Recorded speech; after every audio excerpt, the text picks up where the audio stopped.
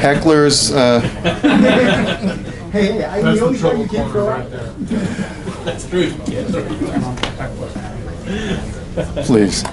You'll have your chance to talk. This is the Inventor Association of Manhattan, and thanks for coming. Welcome to our new dig. Troutman Sanders is the law firm here. Everyone like this space? I apologize for the temperature, but good space. We are here, we are a New York State not-for-profit to help inventors and startups and entrepreneurs learn alternative ways, hopefully better ways, to move your inventing process forward wherever you happen to be in your journey.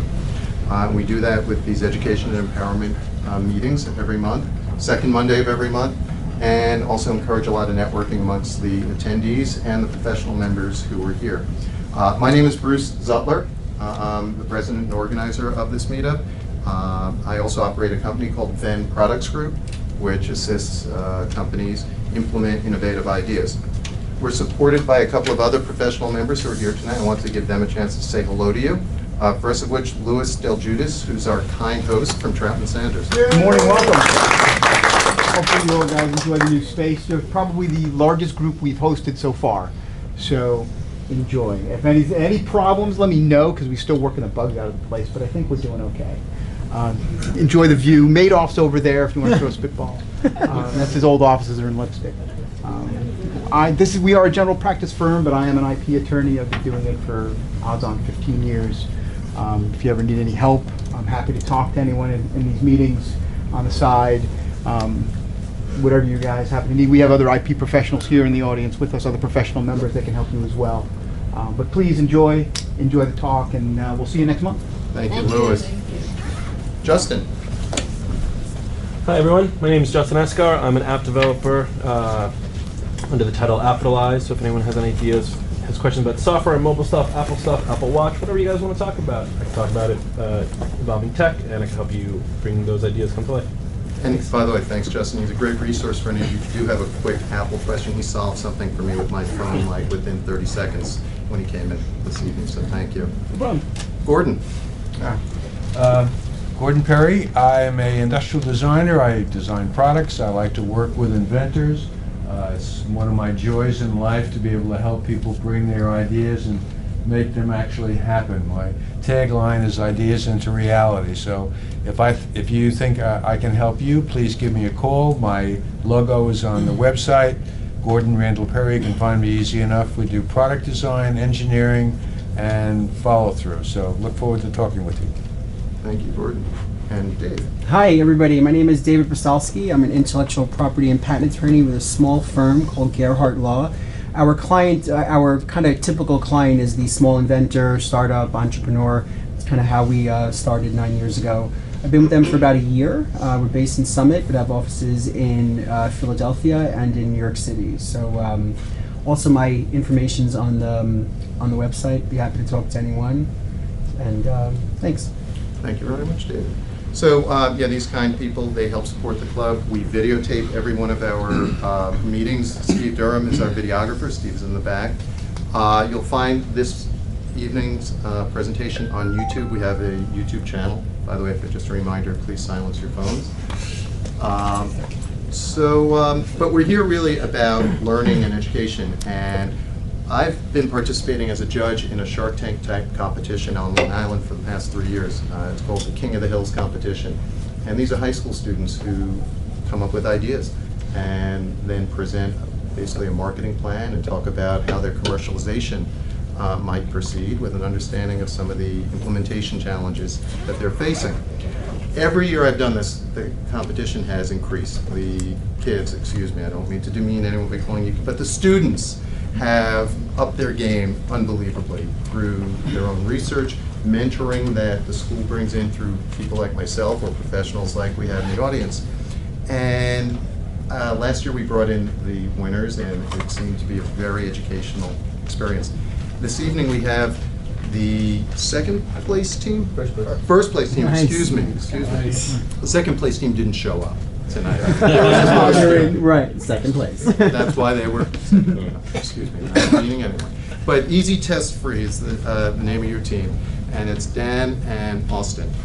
they blew away not just the judging panel, but the audience with the insight that they put in terms of implementing a clever idea that has so many learnings, I think, for inventors and entrepreneurs of all kinds.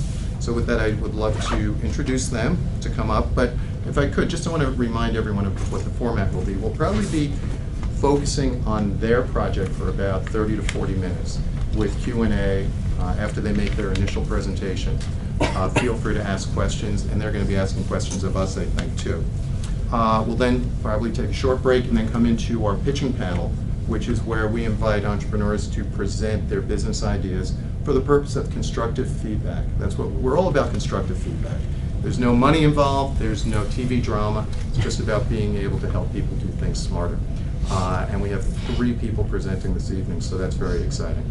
So with that, I'd like to invite Dan and Justin, excuse me, Dan and Austin to come on.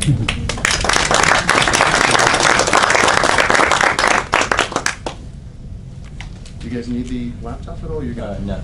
Okay. Thank you. Hi everyone, I'm Daniel Cohen. I'm Austin Kahn. So we are, like Bruce said, juniors in high school, and we participated in what was called the King of the Hills competition, in which was a business competition where we came up with a concept, worked with mentors for a couple months to really bring it to execution and have a product. So Austin's going to kind of give you a start to our product. Alright, so I've been diabetic for 8 years, type 1 diabetic. And for those of you who are not familiar with the process, I have to test my blood sugar anywhere from 5 to 10 times a day. Diabetes affects about 30 million people in the US and 380 million people worldwide. So one of the main problems that I encountered was having to carry around a drawstring bag for most of the time to carry around supplies to test my blood sugar. So then we'll go into the testing process. Right, so when he was going out in public anywhere, he has to carry around this drawstring bag with his medical supplies in it. There's a testing kit inside. When he wanted to test his blood sugar, he would open up his bag, open up his kit, take out all the separate parts. Inside the kit would be a lancet used to prick your finger and draw blood, testing strips, and the actual blood glucose meter. So it was obviously a hassle to have to sit down wherever he was. If he's walking on a city street, he's walking in the mall, he's walking in school, to have to sit down and take everything out and test. So that was the problem that we looked to solve, is to solve that hassle. Okay, so Alright, so we had an idea to make a compact all-in-one diabetes glucose meter that could, compact, fit in your pocket and solve that hassle. So we started with designs back and forth for a couple weeks, and then further our process also will continue with that. yeah, so we used a lot of YouTube tutorials and learned the AutoCAD software online, which is for those of you who don't know, 3D modeling software. So we took our sketches and put them on the computer pretty much. And we used that to print out a 3D printed prototype at the school library that we. Right, yeah, so we took advantage of our resources at the community library. They just implemented a 3D printer there. So we were there every day after school, working with the people there, learning the functions of the 3D printer, really perfecting our design. We probably printed, 10 things before we really got the perfect design, doing things down to the exact millimeter on AutoCAD to print this. And eventually, after a couple months of mentoring and our own process, hours and hours a week on end of this, we came up with what we call the Easy Test Free. There. So this is the Easy Test Free. It's very small, compact. It consists of a meter, which is in this compartment here, a finger pricker here, and test strips, which come out the side. Right, so what we talked about before was that him carrying around that bag. He's carrying around a drawstring bag everywhere he goes. Whenever he wants to test, he's sitting down, he's taking off that bag, he's taking out the kit, he's unloading all the supplies, using them as all separate parts. But that could be a hard thing to do, if he has low blood sugar, he's shaky, they're all individual parts, and that's a tough thing to do. So now, with our product, it's all in one. That's everything that he was carrying around in that kit, in that bag. Now it's fitting in his pocket, it's discreet, it's easier, and he can further talk about that. Yeah. Okay, so the testing process with the Easy Test is much simpler than the conventional testing process. First, you take the strips out of here, easy draw, and I put a protective piece of tape, very professional. And the strip goes right in the top here, and then load up the pricker, and there's a hole where it's probably difficult to see, there's a hole at the top where the pricker comes out to draw blood, and it goes right in the meter, and then on the back is a garbage pouch where you put the strip at. All right, so that's our product. We do have marketing, advertising, all that type of stuff profitability portion of our presentation, but if anyone has questions now, we'd love to answer them about the product. Or if you want to see the prototype. Yeah. up Do close. you mind around. passing that Yeah. around? Sure. Yeah. And was that an actual working prototype? Yeah, Yeah. he uses this. I use this, yeah. he uses his. He got rid of his other kit. This is what he's using to test his blood sugar now. That's to me what like the wow is that as high school students, you guys made something that you could use and it brought you extreme utility, right? Yeah. What? So I've seen things on television where it looks like it's pretty simple. What does this do that those don't do? Well, this localizes everything. So in the old testing kit, I'll model in my hand. So you would unzip it and open it up like that, and you'd have the meter here, like a thing of strips and a prick are all separate components, and you need to take everything out of they're holding the case space that holds it. So what this does is it's everything you can do with one hand. You can just right here. You don't have to like with the old kit. I would have to sit down or something and use it on my leg or balance it on a table. So this is I can do it walking anywhere. I don't have to pull over in the mall or disrupt whatever's going on. That's the big part about it. Getting out there. The enticement is the discreetness of it. You're not carrying around a bag anymore. You don't have to say, hey guys, look, I'm carrying around my medical supplies. You throw this in your pocket like it's your wallet, like it's your phone. You want to test, you're out in a public spot, turn the corner. It takes 15 seconds, 30 seconds, and that's it. There's no more hassle of that bag. There's no more, look at me, I'm different. It's I had this in my pocket and you don't have to know about it. Kind of, yes, of course. So I have two questions. Okay. My son was diagnosed with type 1 at age 20, 5 years ago, and so where can I buy one and how can I invest? All right, well, that's a great question, and I would love to give you one right now. We're in the prototype phase. We are working on getting a patent to protect it, and our route really is licensing. We don't want to go through the manufacturing part of it and bringing our own thing. There's big companies. There's 3 big, really big companies out there that are manufacturing supplies, and we want to license out to them with this idea of the localized kit. So that can make it compatible with all different types of meters, all different types of finger prickers. But it's the idea of the localized kit, the 3 components. There are products with 2 components, 1 component, but this is 3 localized components. That's everything necessary. All right, so I can pass around the kit. Yes. So I have two questions. One, I was just diagnosed with type 2 diabetes about a year ago, and I know exactly the problem you're talking about. I actually have my kit with me, All right. and that's amazing. However, I'll ask the next question. That's not really a question, that was a comment. The next question is, as a patent attorney, have you done a patent search on this? Because I actually have a client that is somewhat in this space, right? Somewhat in this diabetes testing space.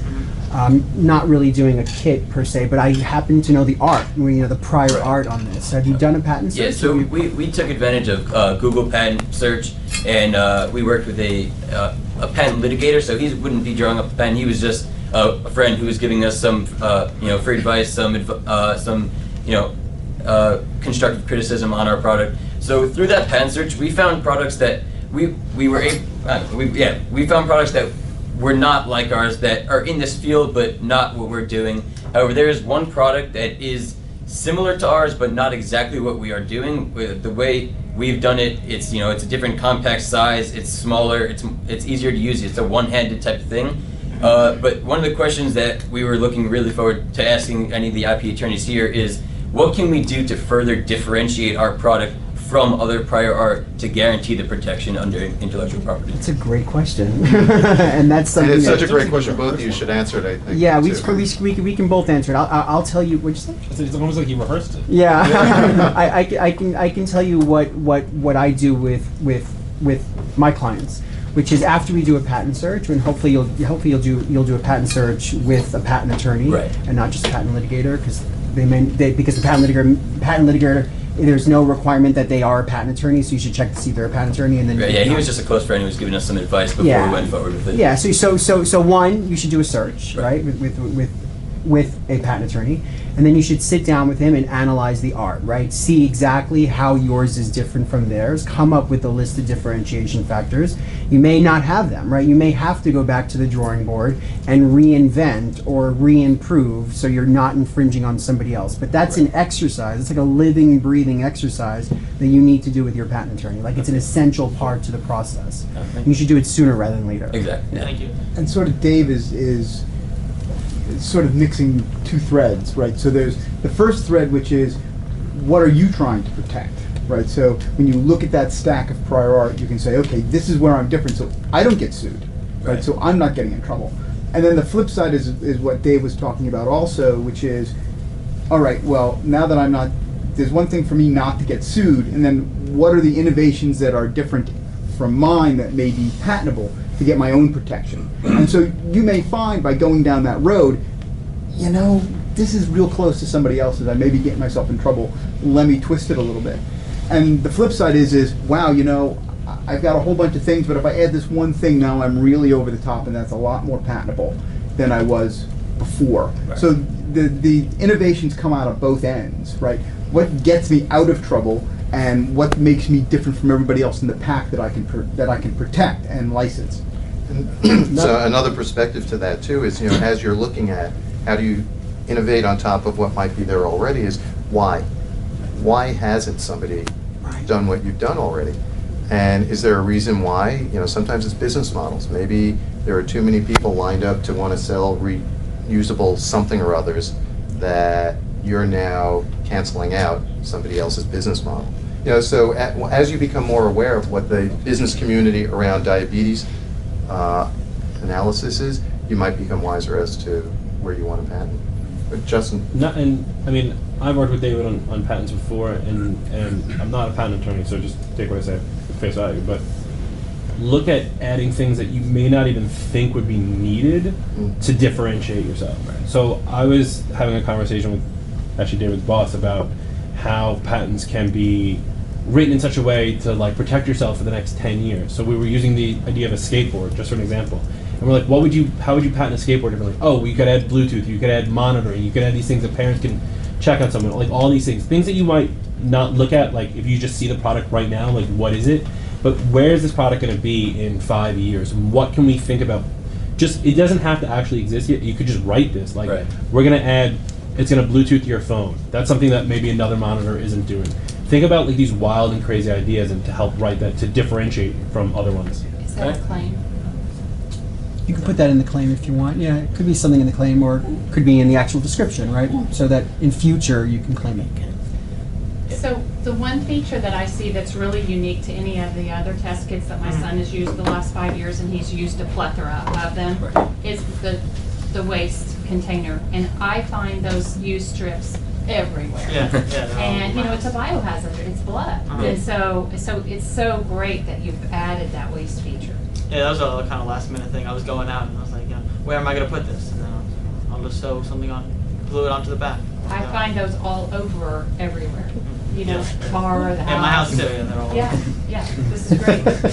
Yeah. Question. I mean, how do you pressure test the idea? I mean, obviously you have the idea, you have the vision, but as you're evolving the idea, how are you sort of obtaining maybe feedback from other people who have diabetes? Like, how do you know that, you know, the idea is really great? Obviously it is great because it's simplicity and, you know, what it is, you know, amazing. But for other products, it may not always be clear as to kind of how to evolve it.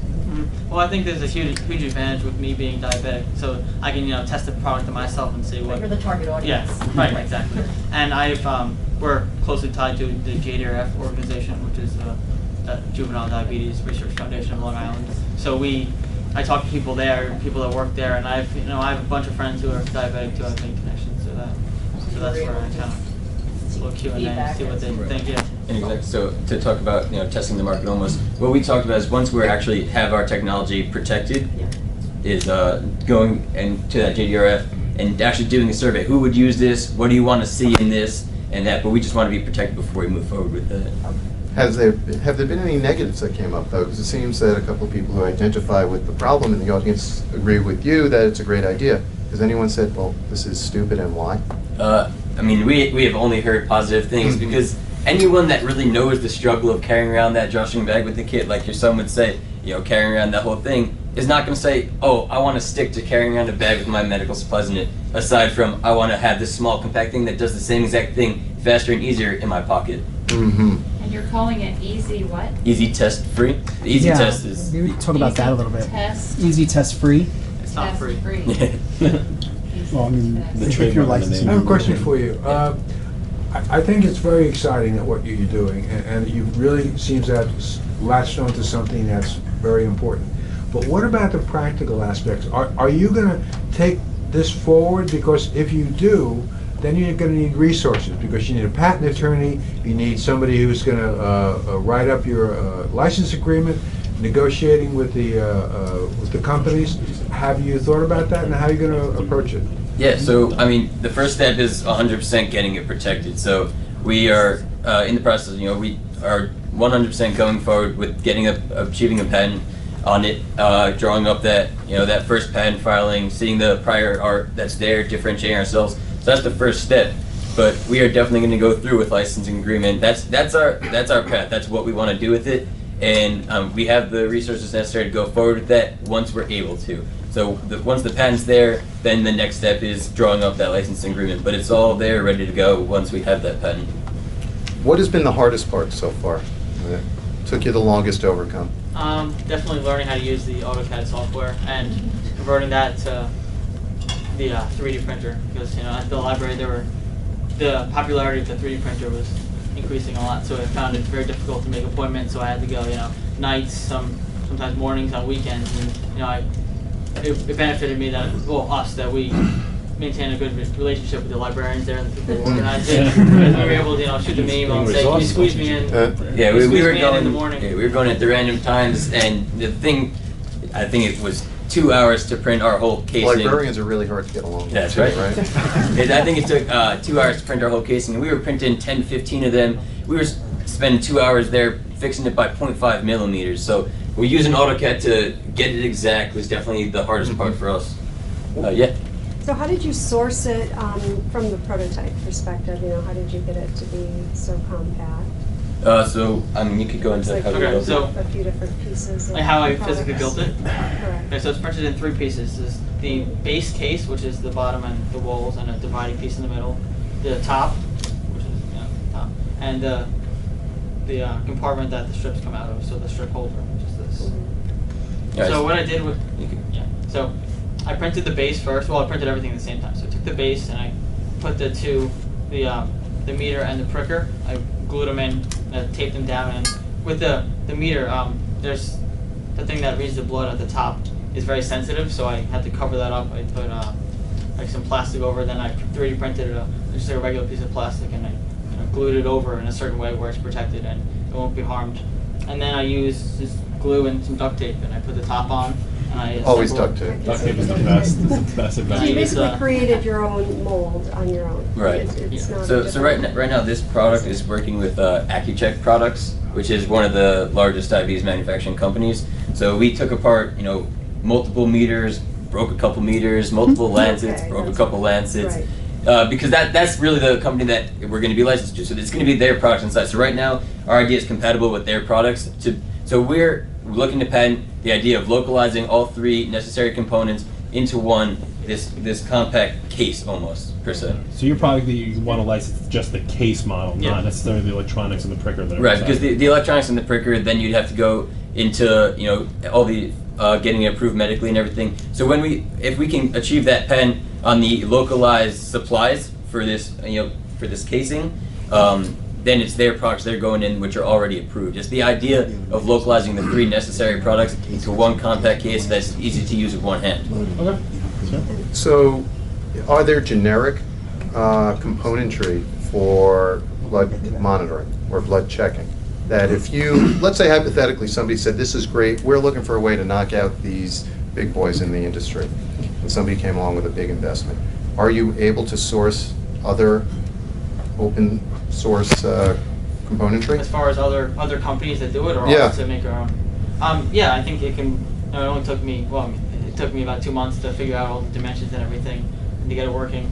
But I think with maybe someone professional that has experience in this field. But that would be they can where get it. prior art, I'm sorry to interrupt, Yeah. prior art in terms of blood testing would come in too, right? Right. There's a bunch of layers on Mhm. this stuff, right? Depends on, there is, I can see it in my head, if you're licensing it, you're using with AccuView then it's going to get actually even smaller, right? Because they technically have a component inside of a component. Mhm. Where if you built it native into the box, that's a completely different story. Right. So the concept is there, and that's good.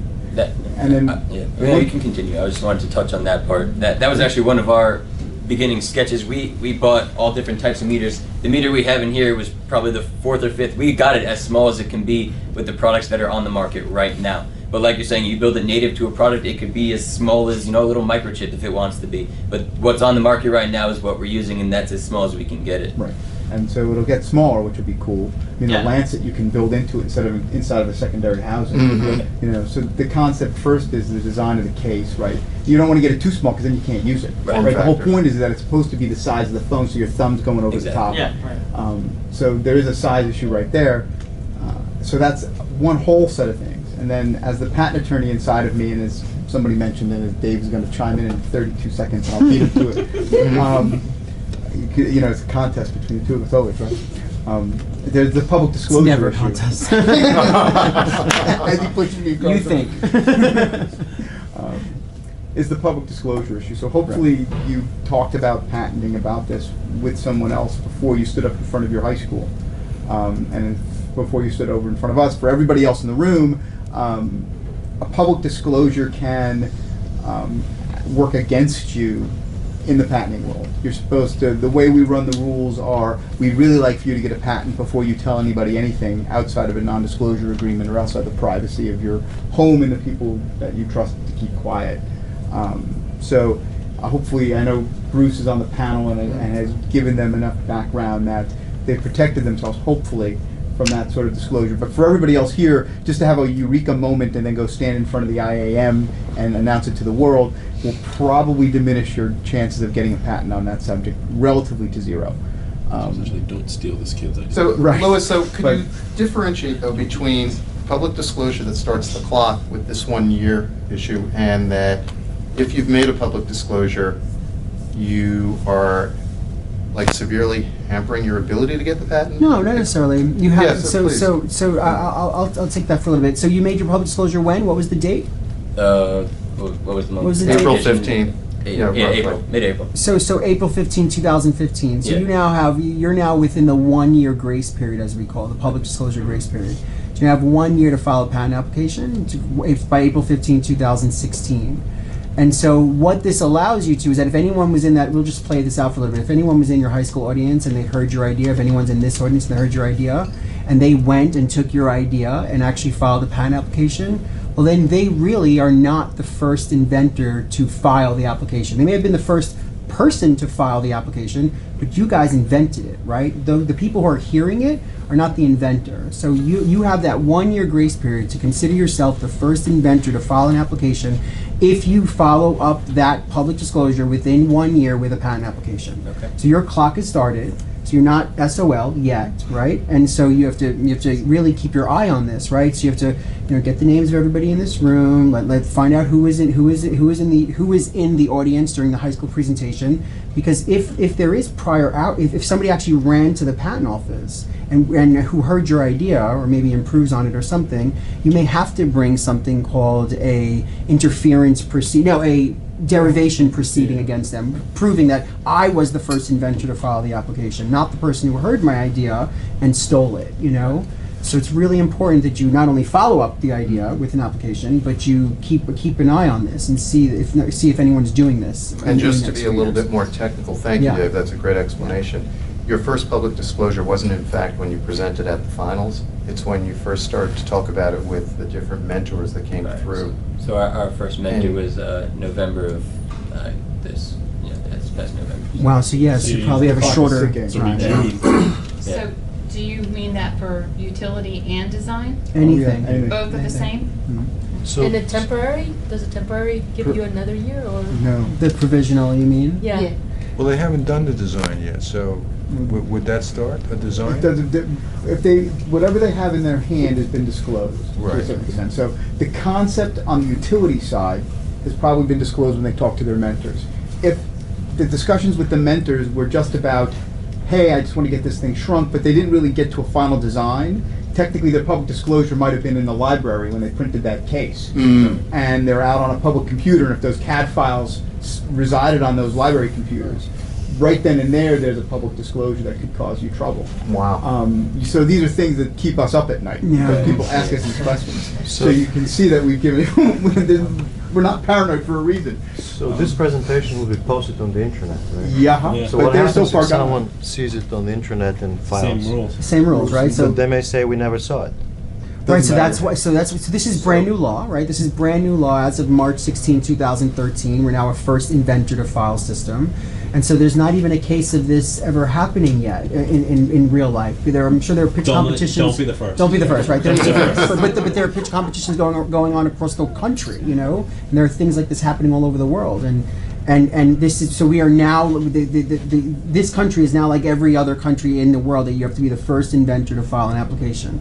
So we don't know how this law will play out. But from a practical perspective, the fact that it's going to be broadcasted on the internet means that they should act sooner than later, right? 100%. So your Yes, sir. urgency level just went up. Right. So our question about acting sooner is, I mean, we're ready to jump on the pen. We were kind of pushing back because we're only making advancements with this. Our question is, once we get that first provisional pen, is it a pen that you can update, or you have to file a completely different pen for it? Because we're in the process of working with engineers right now to further advance the product. And so if we get a provisional pen out right now on this product, is it a pen that can be updated, or is it something that has to be filed completely separate? So one, this is not advice, by the way, right? We're not giving any None of you advice are here. clients, right? it's not legal right. advice, it's not But- binding. right? All of that. I'll put But- the You're waiver on gonna the wall. sign like in the front door. Dave is Yeah. talking Anything hypothetically. The the point lawyers is, say.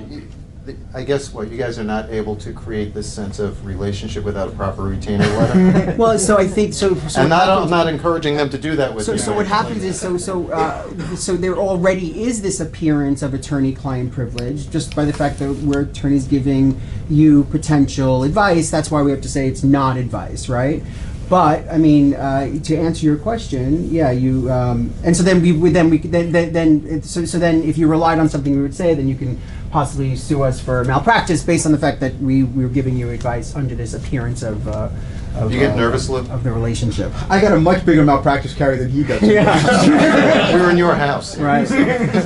So to answer your question, a provisional is exactly what you said it was, right? So you can update it with anything new. However, what you update it with does not get the date of the, anything you update it with gets the date of that disclosure, right? So we tell clients all the time, you can put your ID on a napkin, but if you're then going to update it a year later to a book, right? Then the book is going to get the date that you updated, and the napkin's going to get the earliest date. So it's better to wait. As soon as you file anything, it should be full blown and as disclosed and detailed as possible. So a provisional should be just like a non-provisional. It should be as robust as possible, right? So, And the thing that we try to tell people is the patent application is more than what's in your hand, right? You can sit down and wave. You can sort of, now that you're steeped in it, you can grab a crystal ball and sit down and sort of think about where it's going to go. There's no requirement that you actually build a prototype anymore. And I'm saying anymore because 100 years ago you actually did. So if you sit down and just sort of theorize, okay, you know, we're going to do this. We haven't got here yet, but the engineers tell us it's possible. We've seen this kind of stuff. That could go into the patent application. You don't have to wait until you got it to work. Hopefully it will work. It's mechanical sciences, so it usually does. And if it doesn't, you don't have to claim it. But at least you're talking about it. One of the patents that have caused a lot of grief and have made a lot of money were 5 guys sitting in a house in Florida for a month and theorized about the future of digital transfer. And they got Microsoft for $1 billion on that patent. And there was nothing solid about it. Half the drawings look like Legos, literally. But they pulled out the crystal ball and they thought about it. So that's part of what you need to do to make it as robust as possible, is not worry about what's necessarily in your hand. You got to make sure you cover that. But you also can grab the crystal ball and sort of look out past that and say, where's it going to go? If it gets smaller, how small does it go? What else would I put in this test kit? Who else needs to take their blood on a daily basis or an hourly basis? That maybe it's not just diabetes, maybe it's some other disease, and maybe they would benefit from this too, but they got to take it out of a certain finger, so you got to twist it. doesn't have to be health so much as it could be nutrition. There may be some other broader playing field you want to play on. Something you mentioned, which is very important too as it relates to this disclosure. If you're going to be working with engineers or designers, people who are going to help you, has anyone talked with you about what's referred to as work for hire?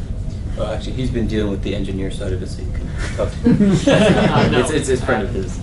So, well, bam, just saying friend of his, engineer. I mean, guys, can you talk to how they should approach working with outsiders who may be contributing or improving what they're working on? So this is not about patents. This is about copyright, right? So in this country, if you create anything for anyone, some artistic work, a song, a prototype, computer programmer, anything like that, anything somebody creates, it's automatically they have the copyright on that creative work. So and that's the only type of intellectual property that's automatic, right? So patents you have to apply for, trademarks you have to apply for, copyrights are automatic, and you just register your work as the creative owner or as the author or whatever. Because of that, when you hire someone to do something, you actually have to have an agreement that says, you are creating this for me. So you automatically have the copyright in what you're creating, and by virtue of this agreement, this work made for hire agreement, I'm hiring you to do something, I'm paying you money, I'm controlling what the outcome of what you are creating, that copyright gets transferred to me as the person who's buying this from you. So it's very important if you're hiring prototypers or you're hiring computer programmers, you're hiring people to design your logo, anything like that, you have to have something in place. Because if you leave it up to the courts to decide who was the owner of this work and who was the creator and was there really an agreement and did I really pay them and blah blah blah, then it's possible that the court can find, well, you're not the creator.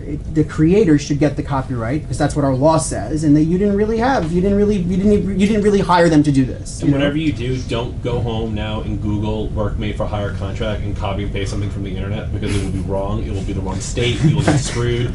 I got yelled at 14 times sideways from him for that. Don't do that. Have someone who's a lawyer write it for you, so that way, because one big thing is that if you hire someone who's in another state, the laws are different there, right? I hire a lot of people that are in another country, and it's a real problem when it comes to copyright law when you're dealing with coders from India or something like that, to say that it's mine. So you need to make sure that you go through it and that you're protected where you are. So I'm assuming you're from Long Island or this Westchester or something, right? Okay. So you want to make sure that that you're covered by the laws of New York as opposed to wherever the person is you're hiring. Because the last thing you want to do is have to like fly to another state to go to court, like to add to your court fees, which you don't want to do anyway. So. And now I'll talk to guys like Gordon, like you want to talk to that guy like Gordon. Yeah, I want to say something, and that is that a great many inventors I work with say to me, well, I'm going to license it out. That that's what I'm going to be responsible for. But the trouble is, licensing it out can sometimes be an enormous challenge. And there are many companies out there that don't even want to talk to you because they see that as an opportunity to get sued. Anything that comes into them, it is problematic. Now, these guys can tell. It's called IP contamination. That's right. Yes. Thank you. It actually has a phraseology there. They can tell you what non-disclosure agreements that you can talk to, but to add to the urgency, I'm sure you're already up to here with urgency. On the train or you're home, being like, we gotta get this done right now. Here are the dads, by the way. They're probably freaking out. But since it's now being disclosed in a public way, if any of these three companies see this, they're going to say, hey, maybe I can do that. These guys have got something new. Let me go off. I used to have a guy, when I was corporate designer, that people would come in, show the designs to us, and then my boss would say to this guy, take this design and see whether we can improve on it so we don't have to deal with those guys. I mean, this happened. It's not ethical, it's not nice, but it's business. So if you really want to follow up with this, if this is what your goal is, you want to sooner rather than later begin to talk to these people, and you're probably going to want some help. these two gentlemen here, they look like maybe they can help you. I don't know. But I didn't mean that in a disparaging way. So, if I may, Gordon, because all these people who've done this before are giving you some great advice, and I think you have in your back pocket, literally, another device that you want to talk about. I would urge you, don't even think about it. Right? You know, Right. What device? Very good, very good. This is the best education you got tonight. You guys are fast learners. The one other thing to talk about when you work with prototypers and developers is sometimes they will solve a problem that you thought of and couldn't solve. Right. And by doing that, they may become an inventor. That's how the laws work. So I hire somebody and I say, this is the product, go ahead and do it. And they turn a crank and they turn it out. And I give Gordon the specs and Gordon turns it out. And it comes out, Gordon's not an inventor. He was my bench chemist, he was my manufacturer, he did great. But if I go to Gordon, and people go to Gordon all the time and say this, and he does a wonderful job with it, I got this great idea. And you give it to Gordon, and Gordon looks at it and says, you're never going to get it to work this way. I'll show you how to get it to work. And he gets it to work. If there's some novelty there, if there's some magic in how he gets it to work, that's Gordon's invention. So you want to make sure that when you deal with Gordon, and I'm not picking on you particularly, That's okay. That well, I've written agreements with Gordon for just such a thing. That that Gordon understands and you understand that what he does for you, he has to give to you as part of the agreement. Right. That it becomes your intellectual property, though he solved it for you. Because if you don't, we've had cases fall apart because the person who really invented it wasn't named on the patent application. And they went off and wrote their own license to it because I invented it. And that's a whole other fight you don't want to get into. These are, let me not say simple pieces of paper, but David and I put together these pieces of paper all the time out of boilerplate that we can do in a couple of pages that are tight enough to get you where you have to go without running up a legal bill. That will be worth your weight in gold if you're really going to do this and really talk to large companies that are going to sell this thing in the United States and around the world. These are pieces of paper that will tell them a couple of things. One, that you mean business. And two, they're like locks on your front door. They will keep honest people honest because they know that you mean business. And they're not going to be like, oh, look at these two kids. We can go roll them and make this ourselves and let them worry about it later. No, I think that what you're talking about is so important that, and I joke that there are two kinds of IP. There's the intellectual property, and then it's really how do you present your implementation plan of that intellectual property, that other IP, and how you show up to talk to a potential licensee is extremely important with the right documents and the right due diligence that you've done. To that point, have you guys looked at the regulatory issues with a device like this? Yeah. And what's involved with getting approvals, or is there anything if you're just taking and making a design solution as opposed to the actual chemistry? Right, so that's what we actually touched on a little bit before, is we're trying to avoid that approval issue. So if we're licensing out to a company like AccuCheck and it's going in our unique simplistic casing or housing rather, then it's not, they're still using their same technology. It's not our new technology that's going as the innards of the housing. So that technology is already approved. But, and I have a little bit of experience with, not a lot, but if you're changing how people handle the components, there may be a profound difference in compliance or how the results get read or things like that. So you may want to look into whether using the same guts, though used in a different way, obviates what you think was already there. Right, so to touch on your getting different numbers point, he often checks this with another meter that's used in the conventional just to make sure, because he's using this in place of his other one, so just to make sure it's accurate. So right now it is staying accurate, but you're definitely right, we should look into if it's different. But not just the accuracy, but discomfort. Or are you harming yourself? Is there higher infection risk because there's other surface areas that are being exposed to where the blood's coming out? There are these kinds of interesting, weird, unexpected problems that show up, which is why medical devices go through such strict protocols with clinical studies and showing predicate device versus new device. So you might want to just be aware of that and be able to talk to it should you get to that point. Can I ask a question? So what is your document? We actually haven't Told it to my doctor, yeah. He hasn't signed an NDA yet, that's why. So you've changed your routine? Yeah, pretty much. Yeah, okay. But you What did you tell validated him? against another device. Yeah, 100%. Yeah, I trust this. Being here right now. I trust this. Are you also on a pump? Yeah, I am. Okay, that's good. So, I think we have a question here in the front.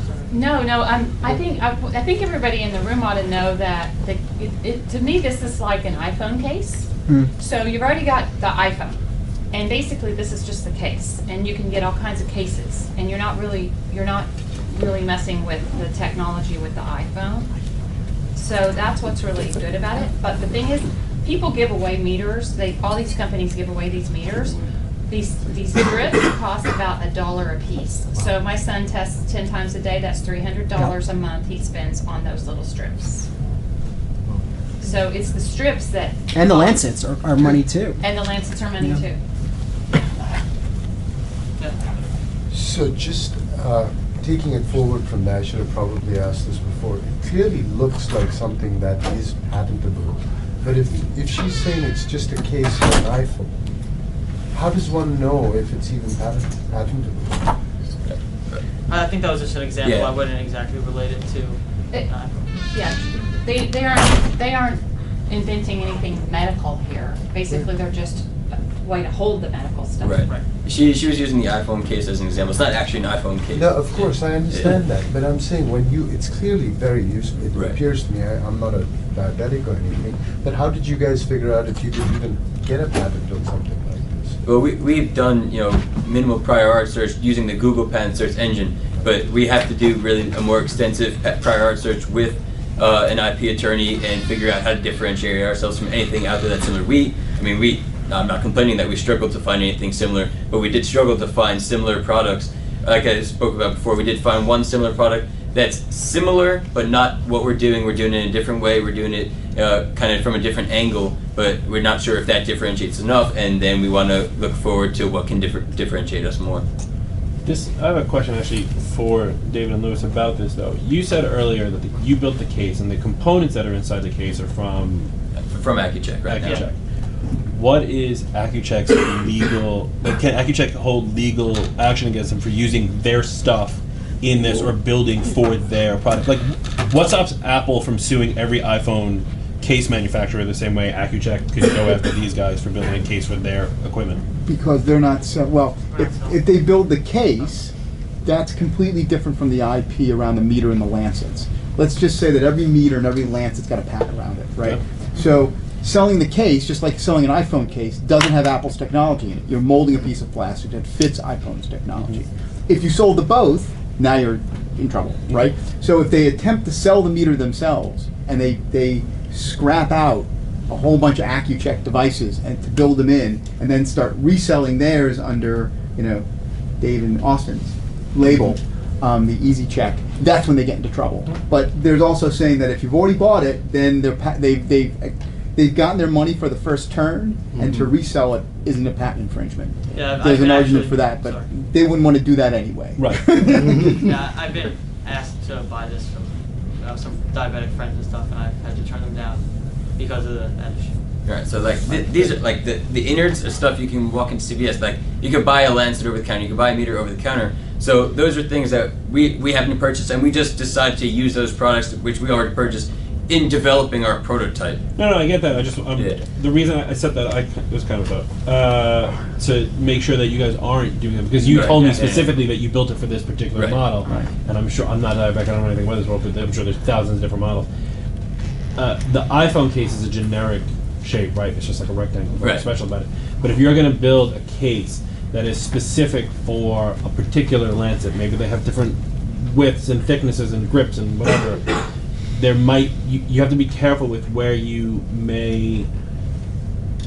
They'll correct me, but where you carry over in building for their design. Well, the idea is to build. Is to build for any design. So patent a case that holds any design. So any other company can't say, "Oh, Accucheck's doing this. We're going to do the same thing, but it's our innards." So to that point, though, if they're getting their turn on the sale, the meter companies, and they want to be in the business of selling kits so you can enable other diabetics to make this. Is there any liability to them? If you sold, how I would do it, now this is a DIY solution, right? Right. If you had to think about it out of the box, and Dave will give me his 2 cents, you sell the case, you sell the meter in total, right? So they're getting their meter sale. Okay. And you sell the lancet in total, and you give them a set of instructions that tells them how to disassemble the originals and stick them in your case. You don't have a problem. What about if you're suggesting go out and buy your own meter, go out and buy your own lancets, and here's the instruction manual, a video? Right, because But that's the iPhone case That's the theory, iPhone right? case theory, Yeah. right? They bought the iPhone, right? So So you they can do bought the that all lancet, day they bought the long. meter, and if all they're selling is the case, they're clear.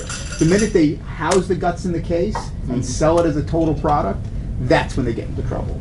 But if you explain to people how to DIY it, do it yourself. Wouldn't that be an OEM?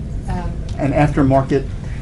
Original Original equipment manufacturer, but Wouldn't that be? no, because the OEM would be the guts that are going Right. inside, Could be off not the the shelf, case. right? The Yeah. OEM would in this case Right, so be they would be iPhone the, they would be, inside. let's stick with the iPhone case because it's actually a decent analogy. That's why there's a trillion of them. But nobody can sell you the phone that goes in it except Verizon, the authorized authorized resellers, sellers. right? But I can mold a piece of plastic that fits it. So you're molding a piece of plastic that fits, and now maybe you make a dozen of these because AccuView has 3 size meters, and whoever the next diabetic company is that's selling these things, maybe they have 3 different sizes of meters. So you punch out 3 different cases, like there's an iPhone 4 case and an iPhone 5 case and an iPhone 6 case, and there's a Galaxy case and there's an HTC case. Same logic. They And all then have you just bunny ears on them. for So, some reason. don't know if why. I may, and this could be something that you think about, and the lady mentioned, how are you going to pressure cook knowing whether you have a successful product or not? It may be a great Kickstarter, crowdfunding kind of campaign. Once you have your own solid implementation thoughts about what goes into this, and you have an ability to supply cases, to get proof of concept that the world is waiting for this. In the meantime, you have your backup IP ready for licensing. So when they say, oh, this is a stupid idea, we've already thought of this and it doesn't work, you say, really? We have 100,000 people who have already contributed to our crowdfunding campaign. I think the problem with that is taking apart the meter and stuff is not an easy process. You have to get in there with the screwdriver and the hammer. Yeah. And, Right. Right, that's the whole part of it is the simplicity part of it. So that wasn't our vision, wasn't to have people bring it home and kind of build your own kit. But my question is, if the case is licensed to a company like AccuCheck, what is preventing them from selling it as one whole? Right. Nothing. Nothing. Right, so that's the vision That's for what us. to do. That's Right. the vision, is to license out the concept of the localized housing and have them sell it But as you one. always need a backup plan. Right, no, I'm just saying that was our original vision. Right. Plan B. And, Always have a plan B in a city. like Chris, you yeah? said before, I'm sorry. Like you said before about making different cases for different models. If we had the patent that protects it against any model, we can license it to different companies. That's right. Right, we did it with this model just for prototype's sake. We wanted to get a prototype working with a certain size. It's not specific to this. That's the one prototype we have right now. If we license that, we have a protective patent, and we could start working with other companies to shrink down the size of it and get small to different sizes, different meters, different lancets. Then that's the future for it. Right now, it's this size because that's what we had to work with. I think there was a question here with Chris. Actually more of a comment, but you just nailed it on the head. It's basically That about would be the like bronze patenting one, it in a range of ways. So, it's for different size lancets, different size, meters. Yeah, that's the goal. And then maybe one thing that you might want to think about, I don't know how easy it is or not. I mean, I'm not diabetic, so I don't know. But just to back everything up, maybe in that patent also have a way to while it's not as user friendly, in case any of those companies don't get a license, maybe find a way so you could put it like you did into a case, but in a lot easier way. Yeah. Obviously Something to without think not building, about. because people aren't going to do that. Patrick, you have a question? Yeah. Yeah, I was sort of wondering, we're sort of going forward on the assumption that the number one beneficial feature that you delivered, just compactness, is so desirable that they're willing to swap out maybe what their insurance company's paying for and go ahead and buy this. So I would urge you to look beyond compactness, because you're coming up with disposability of the strips, you're coming up with features such as I mean, your main licensee potential is called AccuCheck. AccuCheck. That's just So one for company. them, That's one accuracy was their number one Well, that's- benefit. So I'd suggest you talk to other diabetics, get 10 in a room, have them all sign the NDA, and find out what features are most desirable, because it might be that we're all climbing up a tree that's saying compactness is awesome, but maybe they don't give it to them. It's to fit in your pocket is so critical for a guy. They don't walk around with a purse. Right. So therefore it requires a male to have a backpack. So get 5 men, 5 women, cross section of the whole population. Find out who has most incidence of diabetes. That'll be the bulk of your market. I would presume it's older folks. And ask. No, you should listen. No. No. Give me No. an All right. Well, I mean, So, What but, you're saying? but the idea is that we're operating on a bunch of assumptions of what the market will want, and the best way to find out what the market will want is to ask it.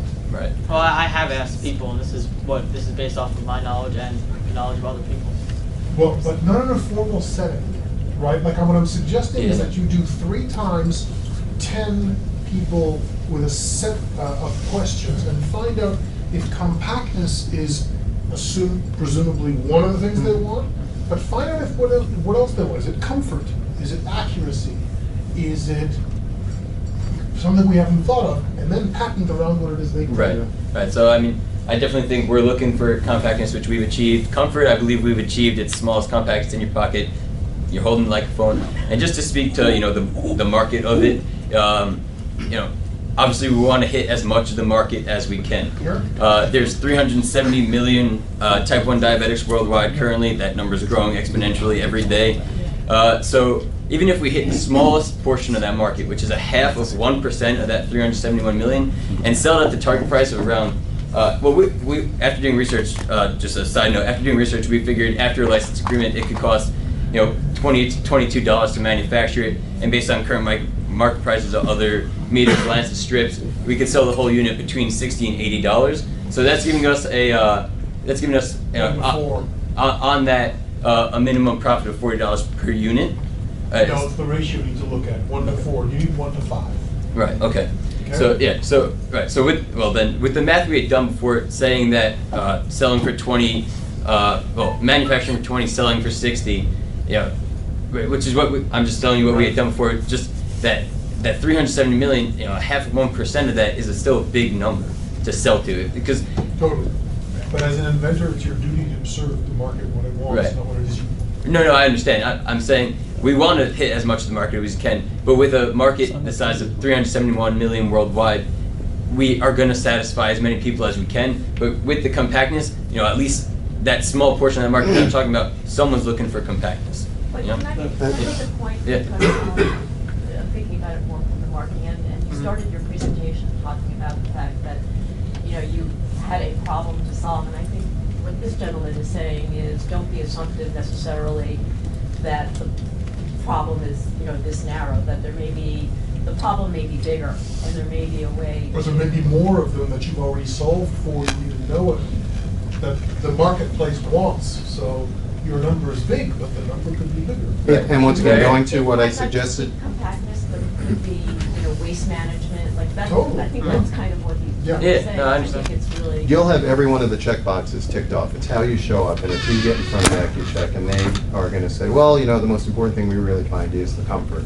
Well, boom, we're more comfortable. Yeah. So the more prepared or the better prepared you are, the more likely a potential licensee will respond to you in a favorable way if you've been able to anticipate through some of this more And back elaborate it up to research. research. But I think there's another a general point of learning too for all inventors. A lot of times the desire is, let me appeal to everyone. Right. And you have to start somewhere though. And if you know that the compactness is an important enough feature to a large enough piece of the market, then they're going to be your evangelists. But you owe it to yourself to know, what's the next step? Right. So. Yeah, which is what we spoke about before. To touch on your point, doing research, getting what everyone's opinion, getting 10 people in a room. We spoke about our close ties with the JDRF, which is the Juvenile Diabetes Research Foundation, for any of you that don't know. So once we're protected, we do really want to go in there, sit down with people and say, here's what we've done. Do you like it? Will you use it? What do you want to see in it? Here's a question. Should we do that now, or should we wait for the patent to be filed before we go You can ahead? button them down on an NDA, have those 10 people Yeah, because you don't want commit not to to. You don't want to do the disclose. patent and then have to change it Realize into it. another Right, patent. right, well, that was what we were talking about before about advancing the patent, though, because we are in the process of advancing the product. That's why we were holding off on the patent right now. But this is kind of what I was saying earlier, right? About thinking about all the different things that it can be. This is all kind of the same thing. Yeah. Whether it's you come up with an idea and say, I think that in 10 years this thing can have X, Y, Z, or you go and you sit down with 30 people in a focus group and they tell you it's X, Y, Z. Okay. Whatever it is, you want all that first, because to do your patent, which could be anywhere between $2,000 and $10,000, to do it again, like, why do that to yourself, right? You can hit 30 people that you know from the JDR, sorry, a lot of acronyms in here. Here's an NDA. It says, like, you're not going to talk about our stuff. Sign it. It's cool. Most people are cool with signing an NDA. If they're not, you don't want them anyway. And talk to them and just get all that information. Have all that, because if you have this research, if you have this information, one, your patent will be more complete. You'll have a better structure and a better foot to stand on. And two, you can take all that information and then go to people like AccuCheck, like Bruce said, with your check marks and say, hey, we built it for comfort, or we built it for compactness, but it also has comfort. It also has waste management. It also has X, Y, Z, blah, blah, blah. And you go with a full package, and you give them the punch in the face, and you say, this is what people want. We did the work for you. Here it is. Take it, pay us, and walk out rich. All right. So we want to try and wrap up your segment. Are there any other questions, comments, observations? I just wanted, can you explain to me exactly how it works? I don't have diabetes, but, so you prick your finger, you put the blood on a strip? Yes. And then how does the gauge read the blood? So there's an electric current that goes around in the meter, and when you put the strip in, it interrupts it, so the meter turns on that way. And then it reads it, it actually goes into, the blood is reacted with an enzyme, I'm forgetting the name right now, and then a flux of energy is produced by that, and it's read by the meter. So it sort of physically reads the blood? Yeah. The gauge, okay. Because I was just thinking to them, speaking about the future, like, because there's like a iPhone app that reads your breath, like a breath analyzer, and I was thinking, what if they could make the gauge on an iPhone, and you could create an iPhone case with those things in it? You know what I mean? Like, wait, is that public disclosure? Yeah, right. I already thought of Yeah, that you one. just said I it, just yeah. said I told Sorry, Dave. wait. I have about a half a dozen different things. And that's what your focus group will tell you. Yeah, I mean, You gotta lead them in the, wouldn't it be great if?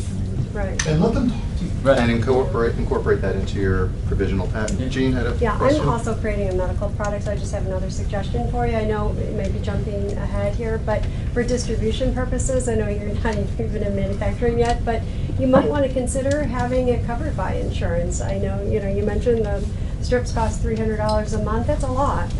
So for a consumer to be able to have the device covered by insurance, there are organizations out there that you'll find that you can work with an individual organization that will allow you to source it and have it covered through multiple insurance companies when you do work with your manufacturers. Well, they should Yeah, have a it perfect licensed. example. You pull up the insurance regs or specs and see what it takes to be a registered device. Do it backwards. So if the size matters to the insurance company, it has to be X, Y, and Z, or it has to have certain certifications. Make sure you build that into it. Is that an advantage going into a company? It's a differentiator for you. Yeah. To say like that this can be covered by insurance? Yes. That's an I advantage. tell people all the time, the more Huge, work you huge. do, the less work they do, the more they'll be willing to pay you. A licensing agreement, in many ways, is like selling a business. It just happens to be wrapped up in a lot of IP. And the more you can show that you understand this as a business, and you have more of the check boxes checked, they'll respond to you a bit differently than if you come and say, I have an idea, please take it off my hands. So with that, if there are no other questions, thank you very much, gentlemen.